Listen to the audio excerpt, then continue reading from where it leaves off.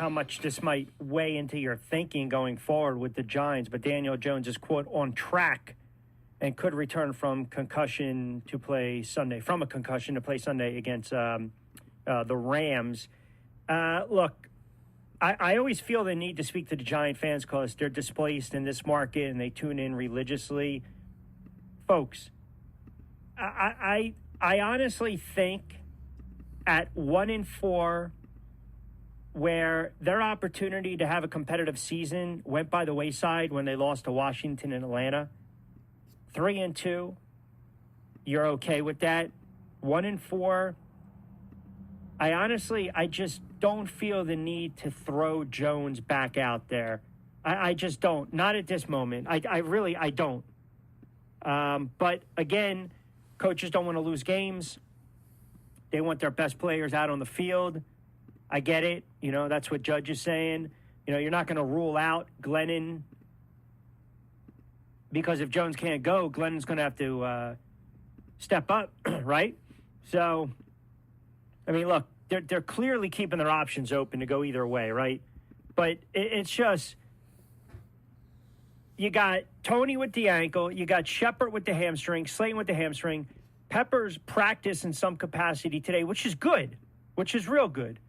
And you knew that Judge, and I tweeted this out, I thought you benched a kid for a game, suspend him. They're not going to do that. You want to send a message?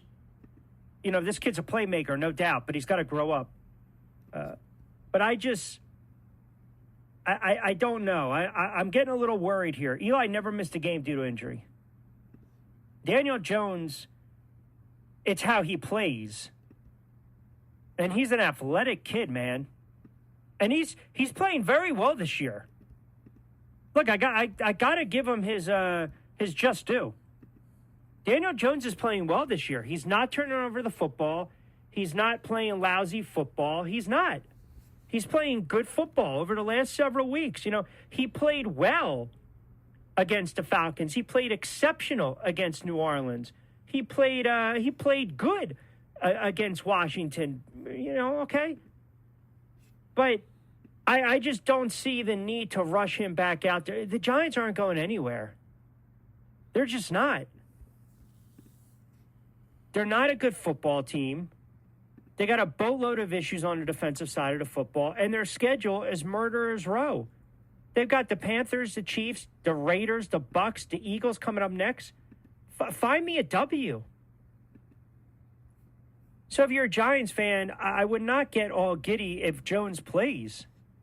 Their season was lost after they lost to Washington.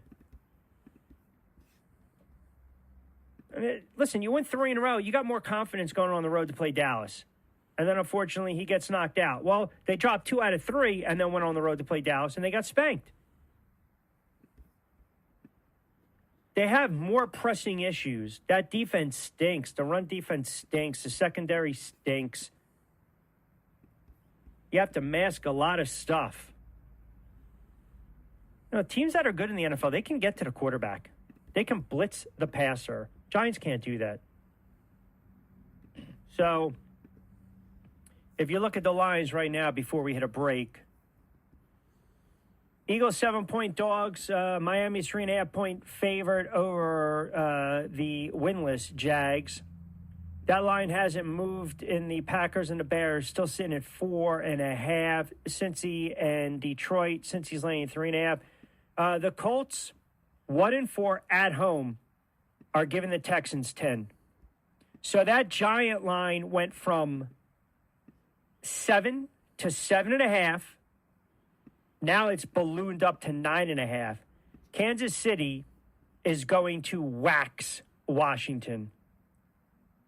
That's a ticked-off team right now. They're laying 7 on the road. Very intriguing matchup. Minnesota and Carolina. Minnie with a slight 1-point favorite. Chargers and the Ravens. That's a good 1 o'clock game. Baltimore's laying 3. Fresh off their entertaining win Monday night in OT against Indianapolis. Chargers with their outstanding win against Cleveland. I mentioned the Browns, 3 better than Arizona as it stands right now, and Arizona's 5-0. What other lines stand out? Pittsburgh is getting 5 over Seattle because most likely Geno Smith will get the start, and then the Bills are still sitting at 5.5 against the Titans. All right, quick timeout. Del Val Insurance wants to save you 40% on your car insurance right now, and they will do it.